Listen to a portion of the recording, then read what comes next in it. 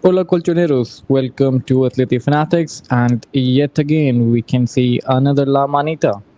This time to our German team, Eintracht Frankfurt, and funnily, the manager of Eintracht Frankfurt, he said that like now we know like why Real Madrid conceded 5 goals against this team. I mean, this could have been much more than five, Saint Keeks. I mean, this could have been easily 7, 8.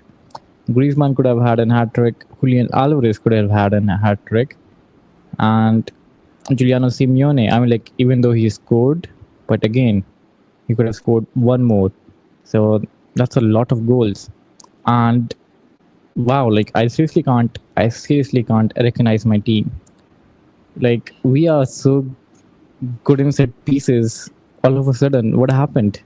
Did someone hear our reviews or previews? I don't know. Like we are so good on set pieces again. Your thoughts and kicks on the game? Um, I think it's one of those things where we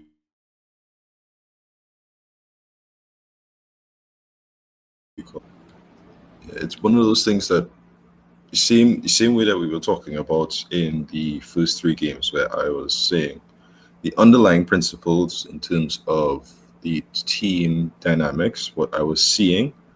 Despite the fact that the results were not particularly positive, I liked what the team was playing. I liked what we came out of the preseason as, because normally when we come out of preseason, we still have a time to readjust. And although our goals did take some time to readjust and the efficiency did take some time in terms of the chance creation, in terms of the movement, in terms of these other things, I was pleasantly surprised at how well our left side did. Then our entire left side got injured, so it was it didn't mean anything. But the right side took a little time, as we saw with Llorente and Giuliano. Llorente started off a little shaky, and Giuliano also had either was very wasteful or otherwise not as good as I think he could have I'm still not happy with Giuliano. I'm just saying. I'll have my say. But yeah, we'll been. continue with that. I'm personally I'm happy with Giuliano. I think Giuliano is the reason why I like Giuliano is in form, out of form, he'll always make the runs. He'll always try to create a play. He'll always try to make the shots or these other things. I think I appreciate that because it's not just that he's hardworking, it's that he is hardworking and effective. He may not always be efficient, which is something that we think we need from him. I think we need that decisiveness out of him because he can be a player who, if he just cleans up a little bit more, he goes from a very, very good asset to one of our difference makers. And I think it's closer than I think we think. And I think he should focus on that. But otherwise, let me not get too far away from what I'm saying is which is what we're seeing in these past three games is what we knew I think the team could do and what we saw we could have done in the first three games, for instance. And I think it shows a very nice level of character, and I'm happy that uh, we we could have easily, as you're saying, we could have this could have been, I think, 5-1. Unironically, it might have been a little easy on Frankfurt, to be honest. That first half only ending We at 3 we 0 was. we deserve the clean sheet. I think so. We definitely deserve the clean sheet, and like I said, like it should have been five literally in the first half itself. And like I mentioned, the players they could have had more goals. This game could have been easily 7 or 8 goals, easily. But we'll get to that. Just as initial thoughts, it was a very good game. I was very happy. I thought I got to see, and I think the rest of the footballing will got to see what we think Atletico is. And they are now rightfully praising a lot of our players for who we are and these other things. So we'll come back to it. I think there's a lot of players who need like individual praise throughout this thing, as well as we'll talk about some of these systems and these other things I think have been improving in the last games. But let's not get ahead of ourselves. Um, so let's start with the basics, which is the lineup. What did you feel about the lineup? How did you feel about what we saw when you saw it initially? The lineup, I was surprised. I mean, like I knew like Gallagher would play in midfield for sure. Like I knew Koke would get the rest. I knew Hmm. Gallagher would play in midfield, like we discussed in the preview of the match. Hmm.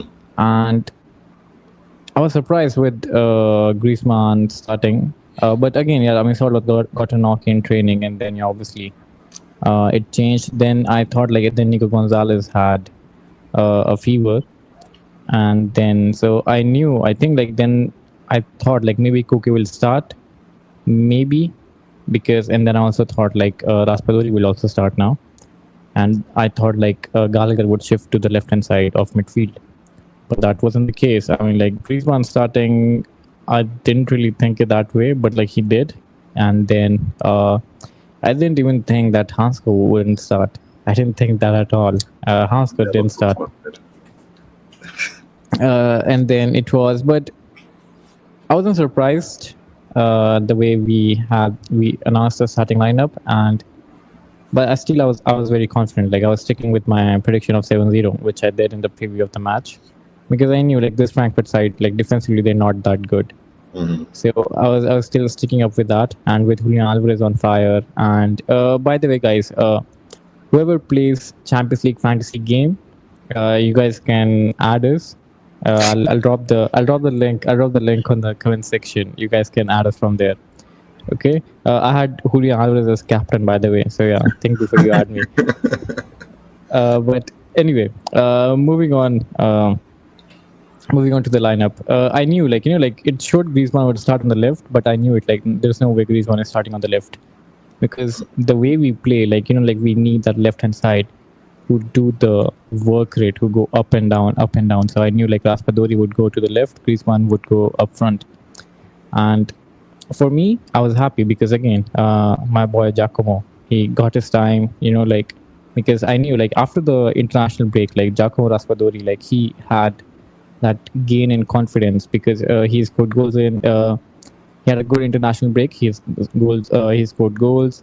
He gave some assists as well, and then even the game against Liverpool, I think he was pretty decent. And so again, the guy is gaining his confidence, and rightfully so. Like he got like deserving a goal for Atletico de Madrid, the first goal he scored as well. And my boy was on fire, by the way. The way he was playing on the left hand side was very good, I would say. The way he was winning the ball, there was this one moment like where the Frankfurt guy slipped, and then he drive the ball forward, then he dribbled past two guys, a perfect long ball to Giuliano. That should have been a goal. For me, that should have been a goal. It's like the almost similar position as Mbappe, almost similar position as I mean, Mbappe. not quite. You're not gonna expect the kind of finish from Mbappe there, but But I get still, what you. you see, Yeah. yeah, but yeah. So this is what I expect from Giuliano. Like you said, like his work rate, his hard work, and like his determination, his passion, his aggressiveness is all good. I love it. I love Giuliano, but like there are some things which where I don't. For example, like the final third. For me, Mhm. like the first goal came from Giuliano itself, which was great. But the thing I want from Giuliano is consistency.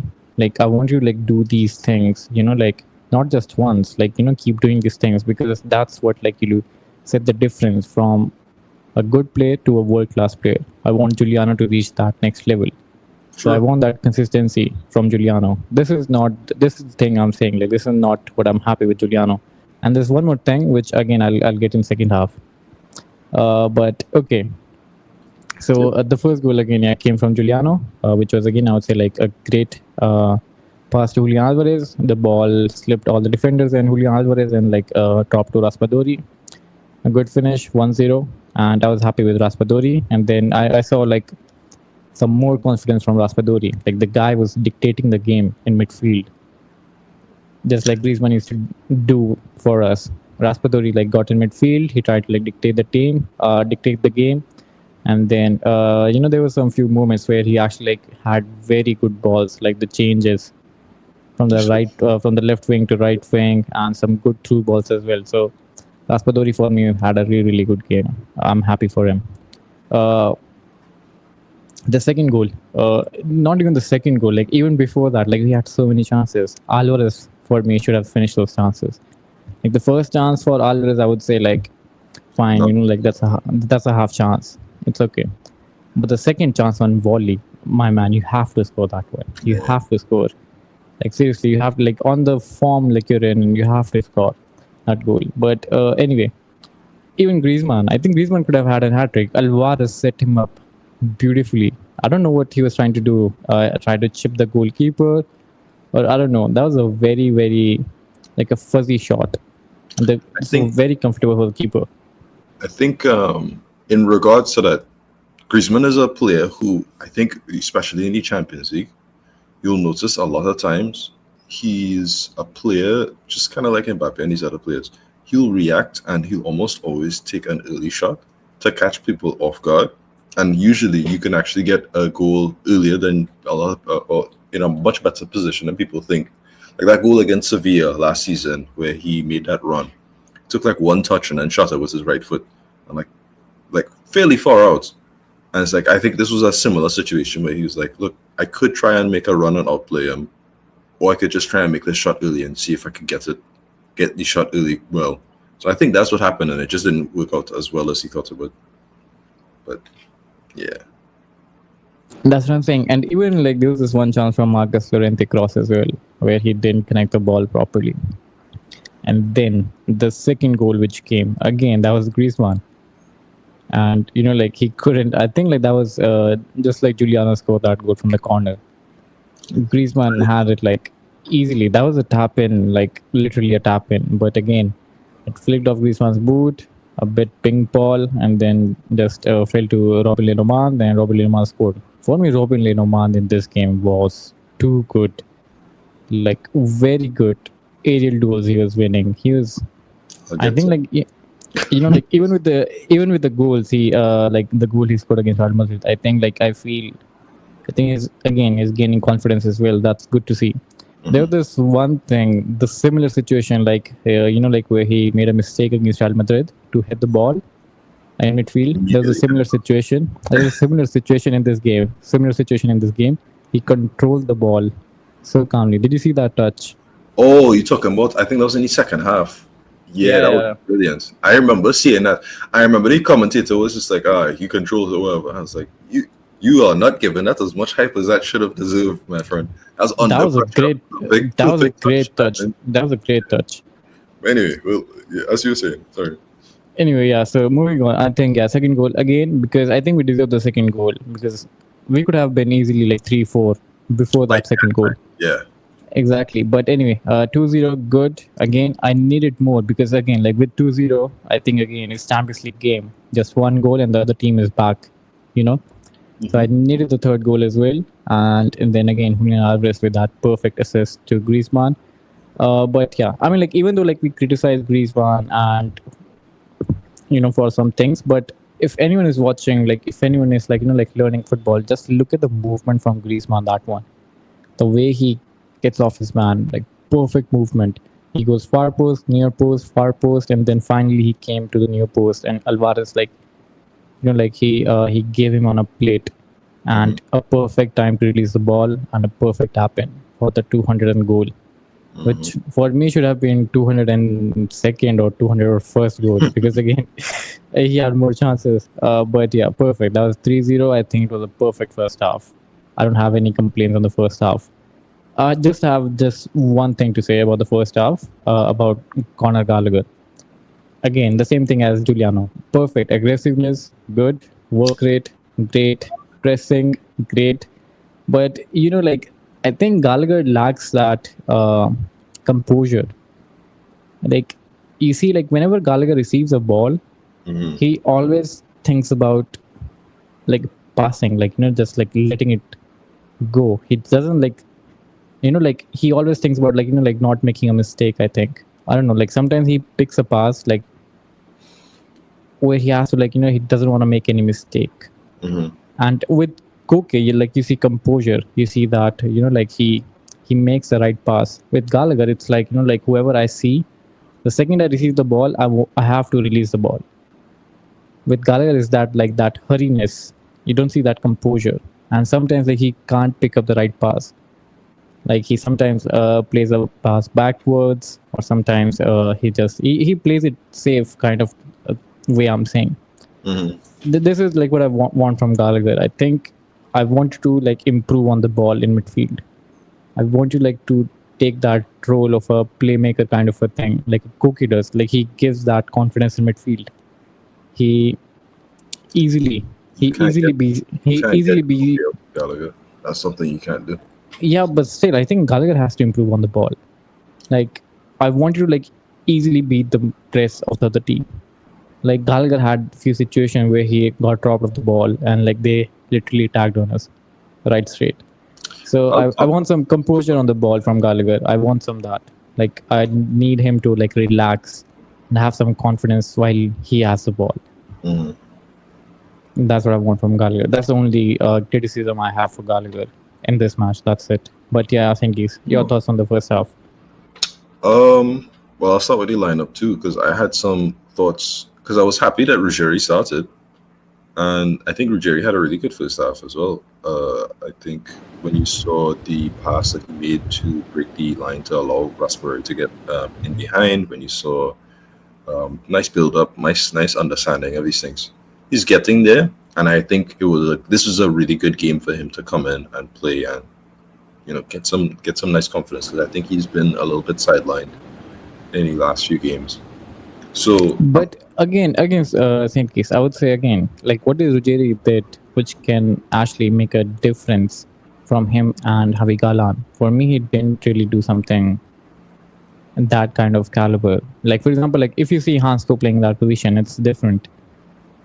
You get me? Hansco, Hansko is clearly. I think like I Hansko is think clearly they're the first sitting. choice left back we have. I think there are certain passes that Ruggieri made today that I know for a fact Galan cannot make. Galan makes runs, and if he can't make a run properly, you're not going to get much out of him. So I think what we saw yesterday, or it was more so a matter of getting your foot on the ground and getting some proper experience. There's certain things that obviously still need to improve on. I think we've said that already. But what I saw yesterday was good. I think, but there's certain aspects about him that I think Galan cannot do.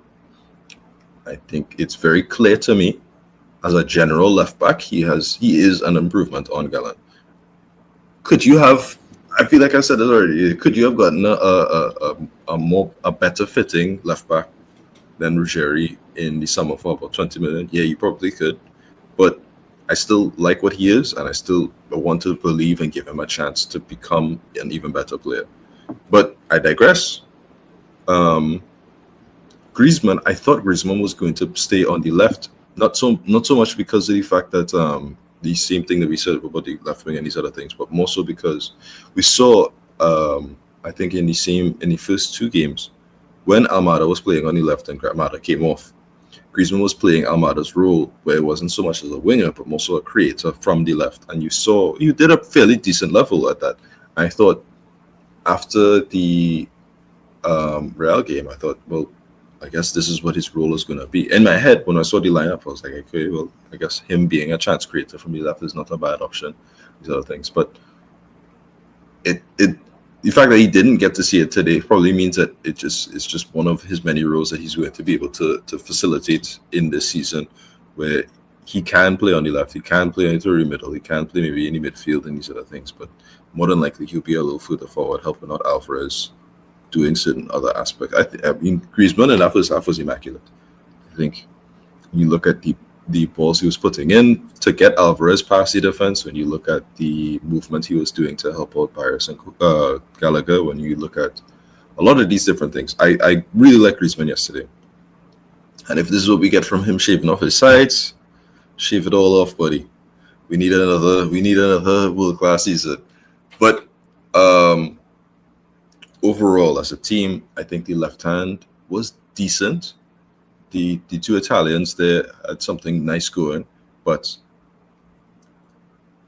it's clear to me Raspadori is probably a little bit better, a little further forward, and I think Jerry probably would work better with a player like Almada as well as we call it Hanko behind him. So in any case, I like the different team combinations. I like the different aspects. I would say as a few criticisms before I could go back into the positives. A few criticisms. Gallagher, I understand your desire to like certain aspects of Gallagher, but I think Gallagher is not a passer, right? Like that's not his thing. He loves running. He likes makes those runs and these other things. What we saw in the Espanyol game was an incredible display in midfield where Johnny and Gallagher are not necessarily. I think they are worse passers in midfield. I think Koke and Barrios are definitively better. You could probably get a better performance in midfield out of Griezmann in that midfield too than either of them in terms of passing. Not necessarily the others, but passing. And yet, we were comfortably better than Espanyol in that first half. Easily able to break up plays, making constant. Both of them love to run. They love to help out with the overall play in terms of breaking the lines and dribbling past players, finding somebody else to make a run off of. That's what they like to do. And I think in games like this, where you want two passes in the midfield to facilitate the rest of the other teams, like what we saw in the second half with Barrios on the right-hand side and these other things.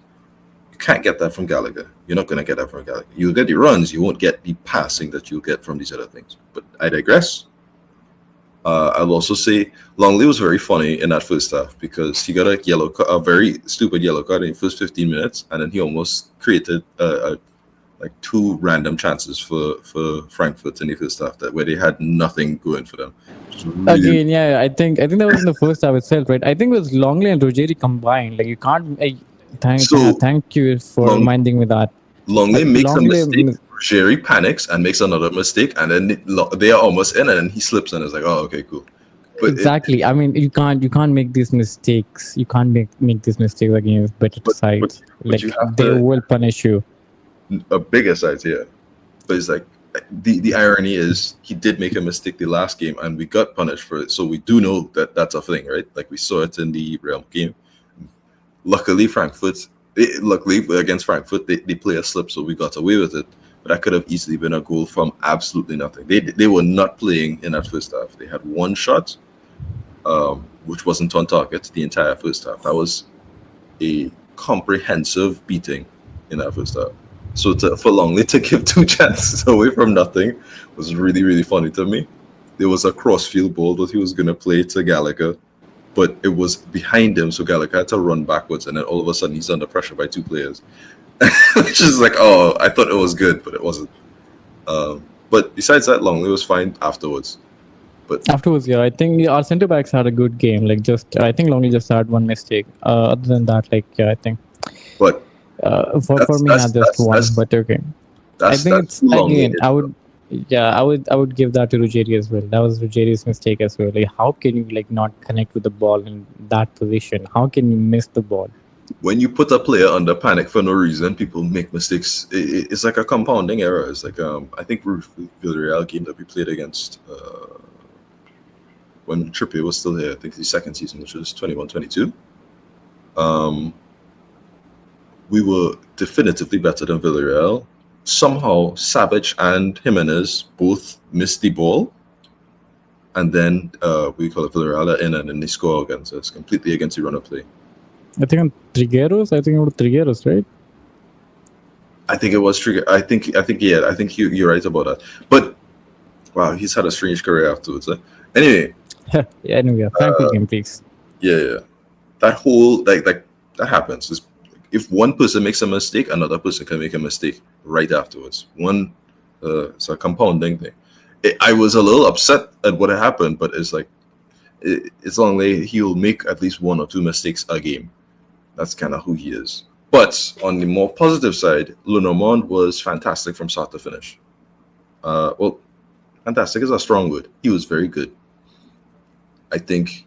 Fantastic. Come on, man. Come on. He scored a goal. He scored a goal. No mistakes. Won almost all of his aerial duels. Come on. Fantastic. That is what I want to talk about the aerial parts because I think what we saw last season after his injury was a player who lost confidence in definitively his best trait. I think him and Mikel Moreno in Real Sociedad were the best aerial duel winners in La Liga, arguably in Europe.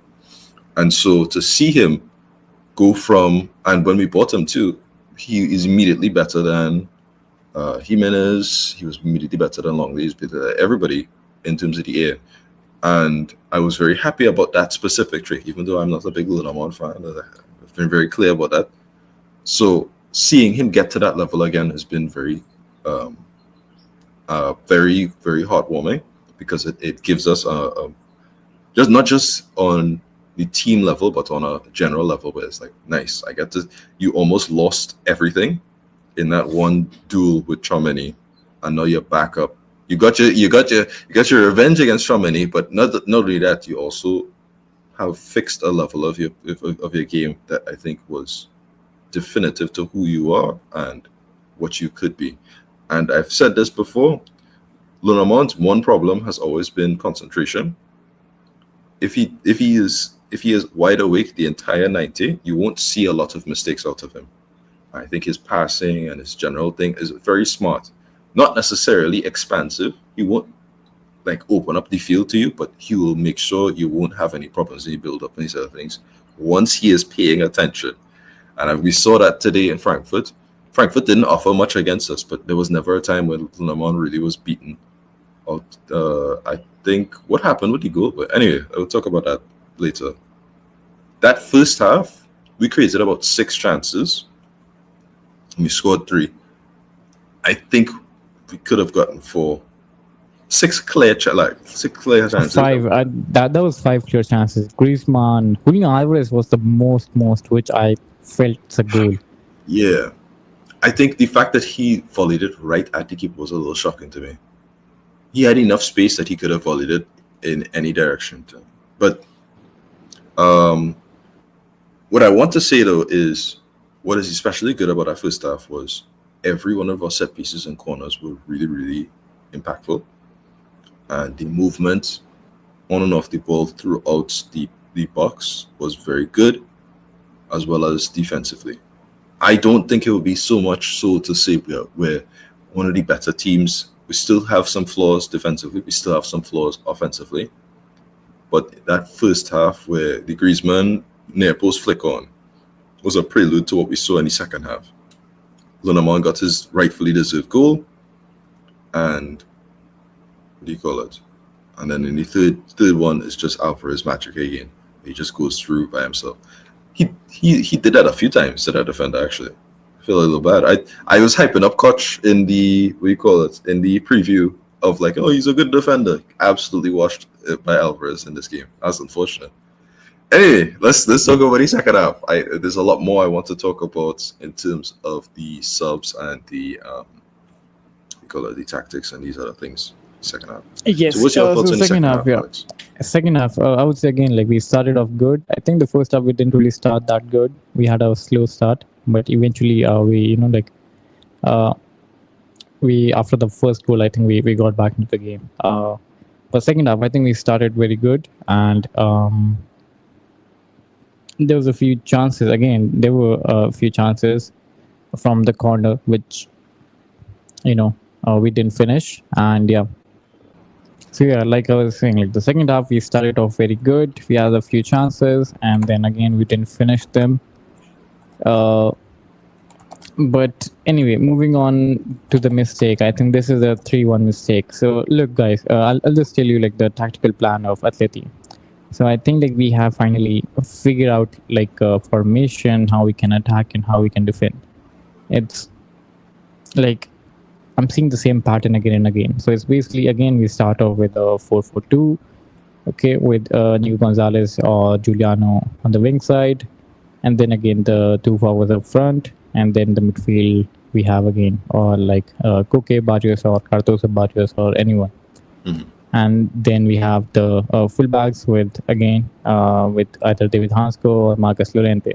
Now, when we defend, it becomes 5-3-2. So it basically becomes like a triangle. So like the winger, the Nico Gonzalez or anyone playing on that side, becomes a midfielder in that 3 with Cardoso, Barrios, okay. And Giuliano on the right-hand side becomes a wing back. So that's 5. So that's Giuliano. Llorente becomes a centre back. So that's Giuliano, Llorente, Robin Lenormand, he shifts to center. Longley shifts to a little bit of to the left hand side, and then the guy playing on the left back position, he becomes a wing back. So we play with the back five. Now that goal, first of all, for me, that's a clear mistake from Giuliano. There is no way you can allow your man to run without any pressure. A one long ball and Giuliano is just ball watching. That's Giuliano's man. Llorente has shifted to its position as a centre back. I don't agree That's that's Giuliano's no, no, mistake. no. That's Giuliano's mistake all day long. We'll Like talk you about it, can't. but I don't agree. That's Giuliano's mistake. I mean, he's a right wing back. He should mark his man defensively. He's just ball watching. That's it. And then again, it was very easy for Knopf to lay off that Burkhardt guy. And then again, it's a deflection. It's a goal. So for me, again, a defense, not defense. I think Giuliano went to sleep, or maybe he was tired. I don't know. So for me, that was Giuliano's man. That was totally on Giuliano. Simple as that.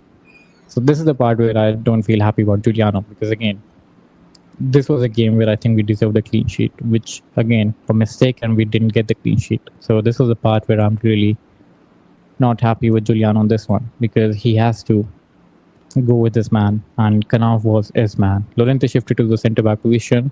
Robin Lenormand shifted to the centre. Longley shifted to the left, and Ruggieri was up front. So that was Giuliano's man all day long.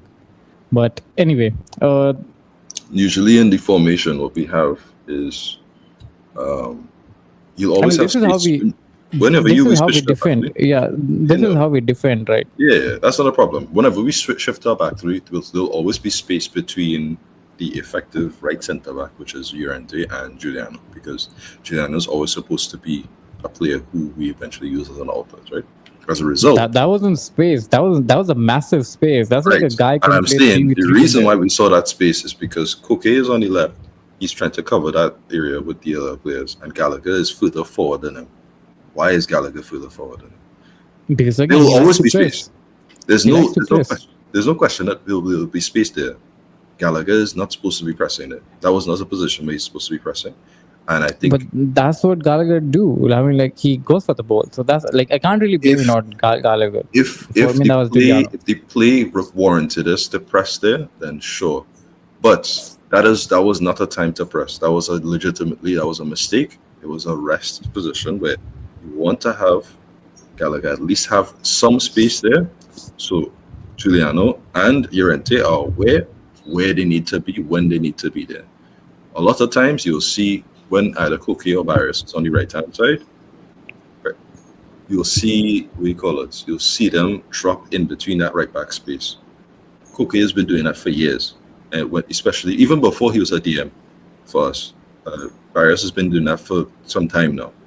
De Paul has been doing that for some time now. He'd literally drop in for Molina at other times. This is an example to me of a midfielder who is out of position, and as a result, the formation is wrong. You will still have space regardless of if Gallagher is there or not, but as a result of Gallagher being there, there's less threat. Now, Knopf, or however you pronounce, I'm not sure if you pronounce it here or not. I couldn't tell you, but he would not have been afforded that kind of space. He wouldn't have been able. I think he was the only real threat that we call it. Frankfurt had the entire evening. He's probably the only real threat throughout that game. And even then, had we had our formation right there, I don't think that would have been a threat at all. I think he would have been easily crowded out by Gallagher, Giuliano, and Llorente, and nothing would have happened. It's an unfortunate deflection, but it shouldn't. Like he was always going to get the ball to me, but it was a situation where we could have stopped the pass from coming in. That's my No, I don't think. I think like okay, look, the ball comes in, Gallagher goes in. There's a header, Gallagher goes back. The header goes back to I don't know the midfielder's name. He plays a long ball to Knopf. And again, I think Giuliano had plenty of time to mark his man. He did not. The guy Knopf was there without any man marking for at least some time. Giuliano was just ball watching. So I can't blame Gallagher for that at all. I mean, if you don't mark your man, like, come on. Like, fine. Like, if you say Gallagher is not doing his job, fine. Like, so, like, you're not gonna do your own job as well. That doesn't make sense. as I say, it is not about. To me, it was not about. If Knopf gets the ball, Knopf is always going to get the ball. It's the same thing. That same goal that we had against Ryle where the space between Longley and Hanko. We're not accustomed to the back three system. I don't know why Simeone keeps doing the 5-3-2 or 6-3-1 when sometimes we don't have the right players for it. But the spaces will always show, especially when we're switching between the 4-4-2 to the 5-3-2, right? I'm not shocked that there will be space, especially between either in between the centre backs or between the centre backs and the respective wing backs.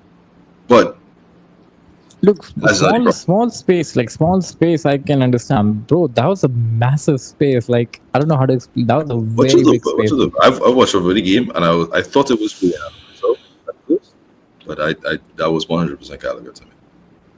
No, okay, I'll let the comment section decide this. Guys, what do you guys think? Gallagher or Giuliano? Whose mistake it was for the goal?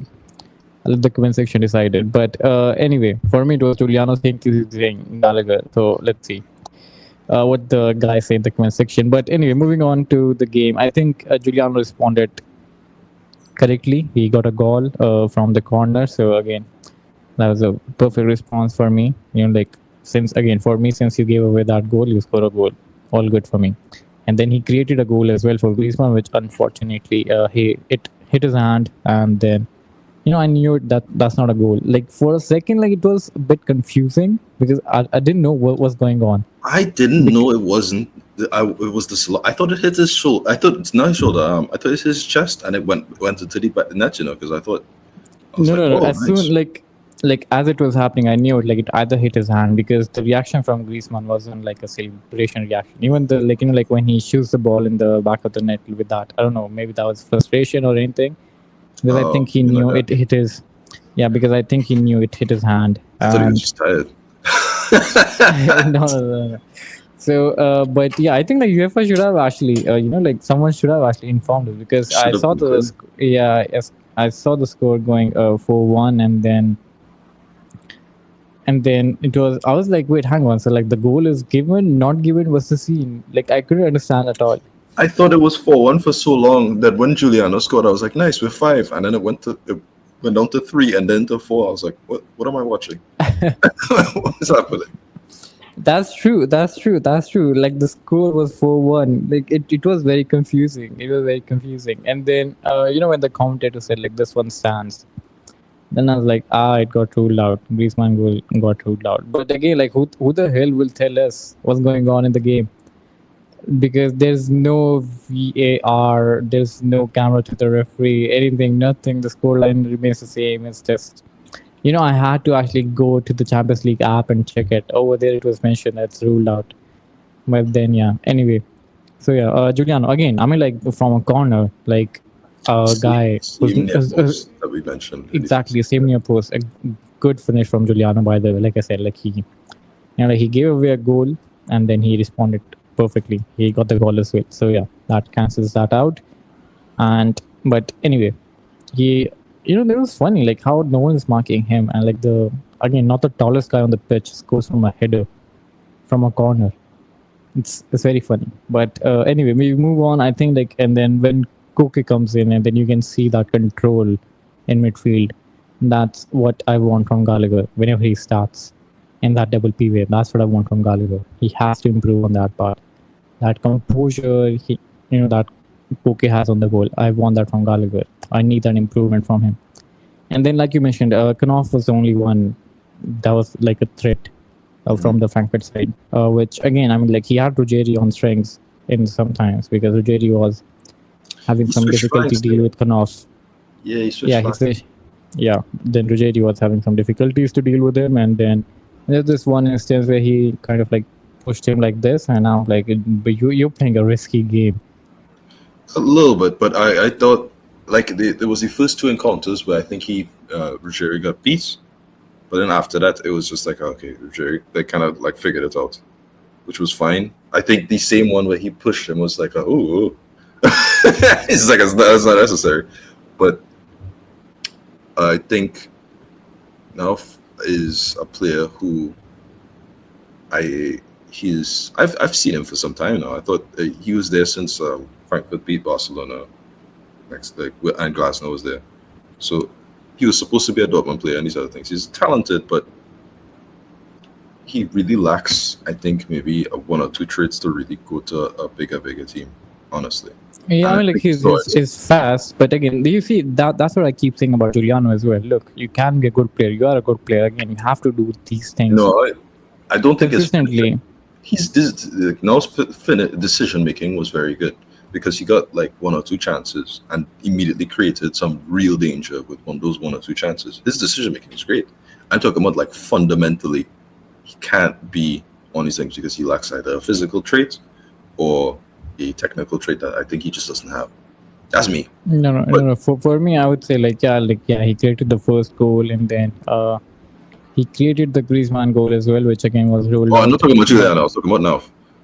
oh, I thought we were talking about Giuliano. Like what the No, hell? yeah, just let me just clarify before I say. Just like, But yeah. yeah, anyway, let's just move on. Let's just move on to the game. The second half. Okay, so the game is again 4-1 now, and then let's just talk about the substitutes because the Raspadori was the first one to come off the field, which I think was a surprise for me because Raspadori was having a good game, Mhm. and I thought like it would be Gallagher coming off the field, but it wasn't. It was Raspadori, I and was. then I'm not. I'm fine with Raspadori coming off, but I was frankly just to get it off my chest. I'm shocked that Gallagher played that full night too. Genuinely, I thought by having Gallagher on the pitch, it was like a sign to me in my head. I was like, oh well, Taufik has to come on now. He has to. It's like you have a time to play the young midfielder against a strong physical side like Newcastle that we played in the preseason. No, apparently not. not happening. Not happening. That was a You terrible expecting a game. Not debut? terrible. It was just not a good game from Gallagher. So I'm surprised that Raspberry had a good game, like a really good game. So to see him come off that early and Gallagher play the full 90 was a bit, I think, unfair. I think you should kind of reward players for playing well. So But it's okay. I mean, like Raspadori is the guy again. Like I said, like Giacomo Raspadori is the guy. Like I think he's like the perfect career replacement. Like he's a humble guy. Like he won't complain much. He'll play for the batch. He'll always play for the team. Whatever time he gets, he'll give his all, and it's perfect. Like Raspadori is a perfect guy. Like I've seen him in playing in Napoli for years, and I've seen him playing in Sassuolo as well before that. The guy is great. But anyway, moving on. So Raspadori came off, and then Cookie came on. Gallagher shifted to the left hand side, and then again one goal ruled out. Giuliano scored from the corner, and then there were more changes. Giuliano came off, and Nahuel Molina came on, which again I was now like I think I don't know maybe Scaloni has Simeone on his phone. Like, come on, I need this guy for the World Cup. You need to prepare this guy for the World Cup.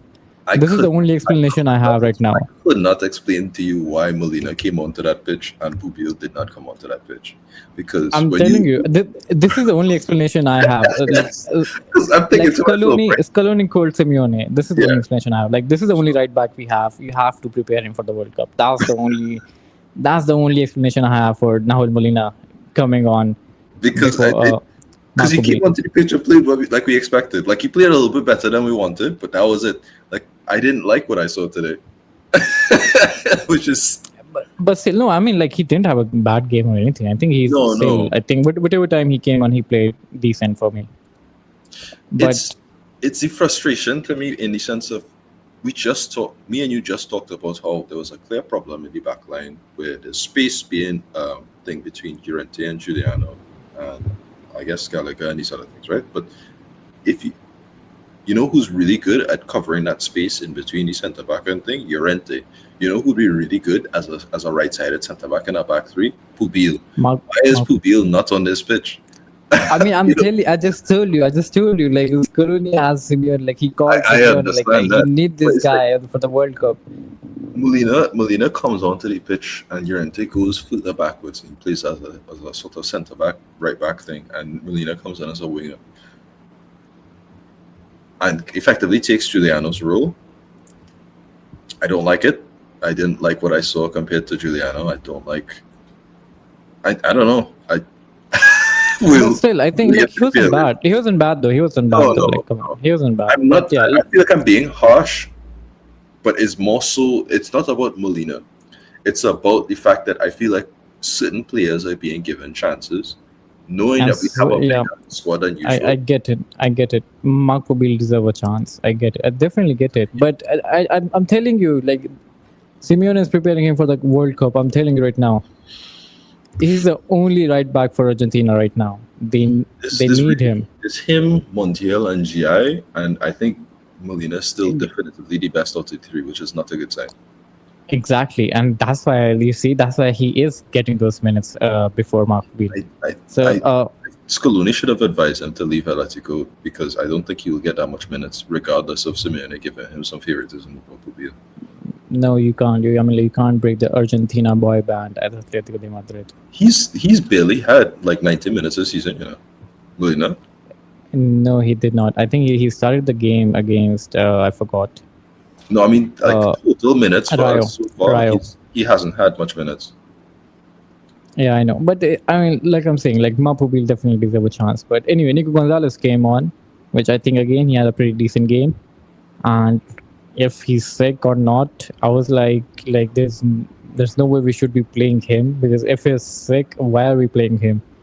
But anyway, and then the last two Toffee substitutions. concrete, that's what it is. You need to make sure he won on that first team position. Yeah, you don't get to see him that soon. But anyway, and then the penalty incident, that was a clear penalty, fairly given. And then that penalty, I thought it's out. Like I didn't know what happened because that was a I, Panenka, right?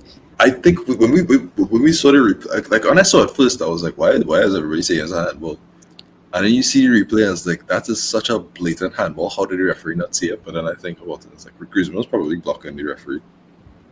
So Yeah, I mean, like that was a clear penalty. But that Panenka, let's just talk about that Panenka. That could have been an embarrassing thing for Julian Alvarez hey, because sport, that's what matters. That's true. That's true. But I mean, like, I expected him to, like, like go in the middle. Like, he slightly went to the left hand side, which where the goalkeeper dived. And then I think the goalkeeper, like, he already dived, so like he couldn't just, like, like had enough of force in his hand to like push that away. And then he just hit his hand and went in. First, I thought like it got saved, but then I saw the ball, like bouncing in the goal net. I was like, oh fuck, yeah, he scored. But then I was like, you classy motherfucker, you cheeky ass. That was very, very cheeky from Julian Alvarez.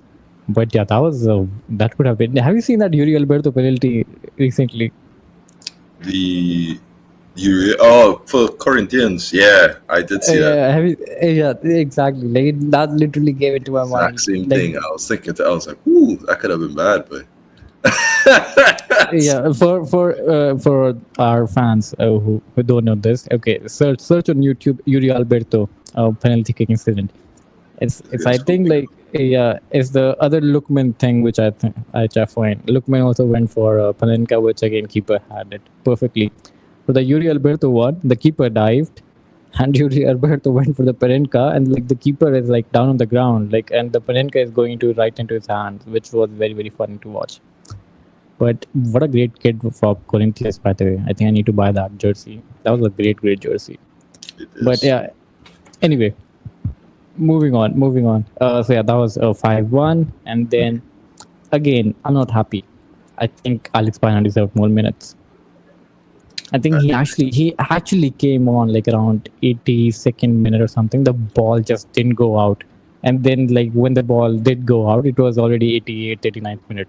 Yeah, I think the three subs I wanted to see in that second half was Bayana, Pubil, and Taufik. You have to drop the Very topic. clear about You have to drop the topic thing, bro. even Yeah, if I it's not like, it's not coming I up. think this is I understand, but I'm saying it's like in this game it's like okay, but we have a goal difference of 4 versus a team that is very clearly mentally boomed, right? Like they're not in the game.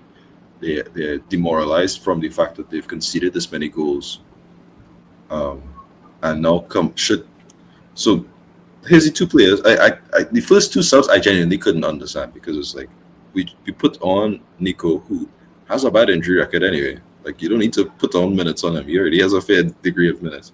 And Molina, so he has a fever coming into the game. so he can't start. Just let him rest. Uh, Molina, who I'm not really sure really changes anything from our system, if not make it arguably worse. Those two subs didn't make sense. They didn't change the game at all.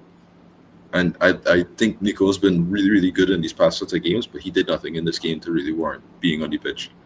Nothing like he's Wow, that's bad, but like some more in a that. sense. Oh, you're back.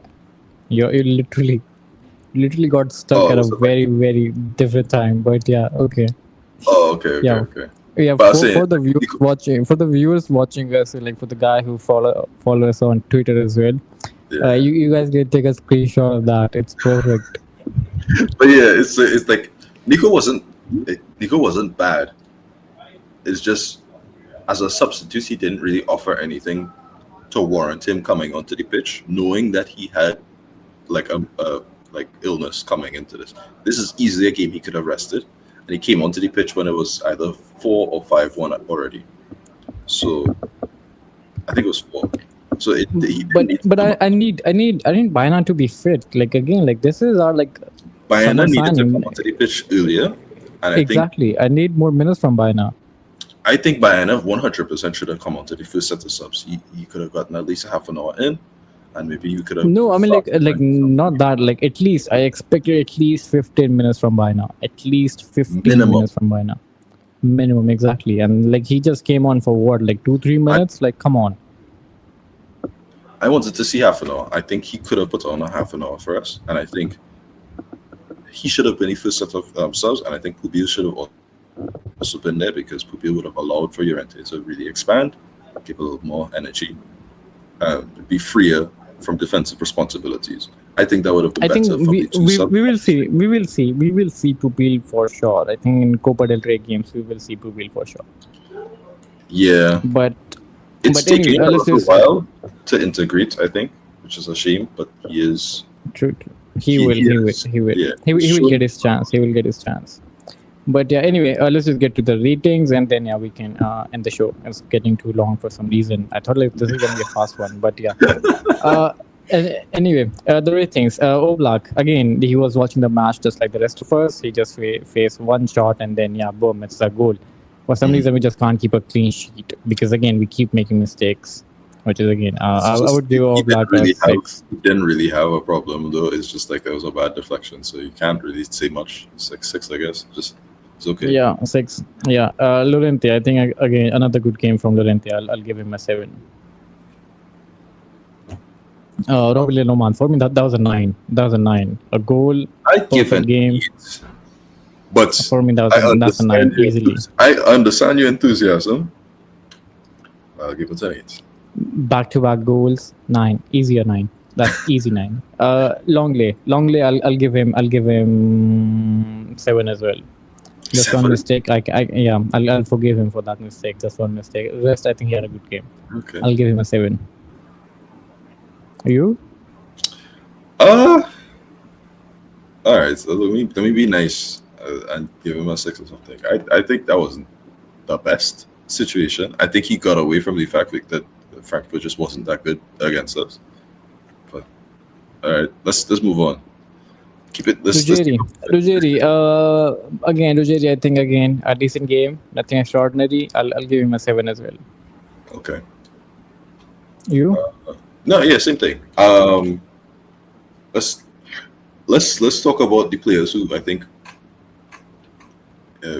Raspadori deserves like an 8. I think he. Again, we get into the midfield. We get into the midfield. Raspadori. Okay, let's start with Raspadori. Raspadori for me, that's a goal, good chance creation, good rotating the play, good. I'll give him 8.5 easy. I think so. I think he just came on very early. Let me do a quick round for the midfield. Barrios, 8. I loved it. Gallagher, 6, maybe 5. Not a great game. Okay. And then Giuliano, that's my midfield. And I don't know, Alvarez 9, and then probably Griezmann 9. I think that's my general analysis of the everything. You went through. Okay, Rashford 8.5. Gallagher, I'll give him a 6.5. I think just that a few mistakes he made, he couldn't beat the press, but 6.5 for me. And then rest, I think with the pressing, he was very good. There was this one moment where Gallagher actually like he pressed it well. He slid in the tackle, and then again the ball went up. Again he went for it. He won the ball, and then again he kept it in play.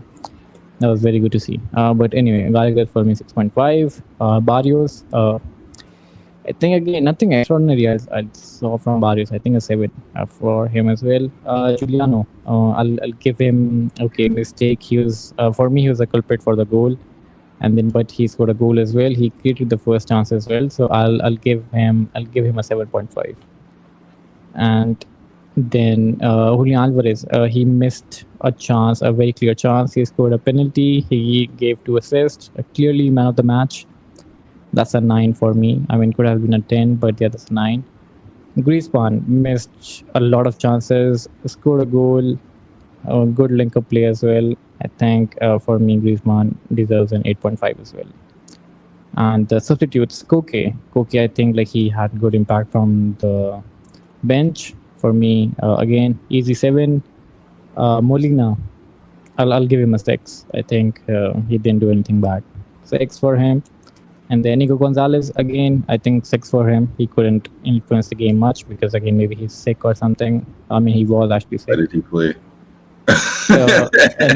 And then Alex Baena, I mean, like the guy he just got 2-3 minutes. I mean, like I don't even want to rate him actually. I can't read Baena or Carlos Martin. I don't think exactly. The guy just came in to touch the grass literally. But yeah, anyway, that's it. What about you saying, Geeks? I think I agree with most of that. I think Koke probably be a 6 or 7. And then I can't really rate much like Nico. Really, he just didn't really look as good because he's clearly not physically supposed to be on the pitch because he's not well. Like Molina. So it doesn't really matter to me. Forgettable performance because I don't remember him. Yeah, you got stuck actually, but yeah, it's okay. Yeah, but anyway, guys, do let us know your opinions about the game. What do you guys think about the game? And do let us know in the comment section. Again, I'm gonna remind you again. Let us know in the comment section. So who was at fault, Gallagher or Giuliano? Let us know. And again, like and subscribe, share it with your friends. Let's create this Atleti English community, and we'll see you guys soon for the Celta Vigo preview, which is again this weekend. And until then, hope Atleti guys. See you guys soon.